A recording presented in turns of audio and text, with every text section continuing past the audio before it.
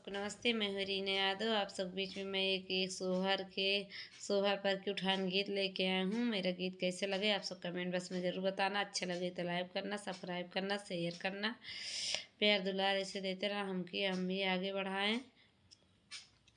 मैंने वो फूलवा तोड़ा जिसमें खुशबू नहीं, डाल माली झुकाई तो मैं क्या करूं। मैंने वो फूल तोड़ा जिसमें खुशबू नहीं, डाल माली झुकाई तो मैं क्या करूं। चलते चलते सासुरानी वादा कि लाल होने से पहले मैं आ जाऊंगी।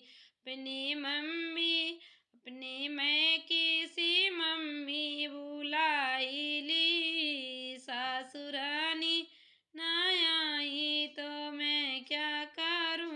मैंने वो फूल तोड़ा जिसमें खुशबू नहीं, डाल माली झुकाई तो मैं क्या करूं। मैंने वो फूल तोड़ा मैंने खुशबू नहीं, डाल माली झुकाई तो मैं क्या करूं।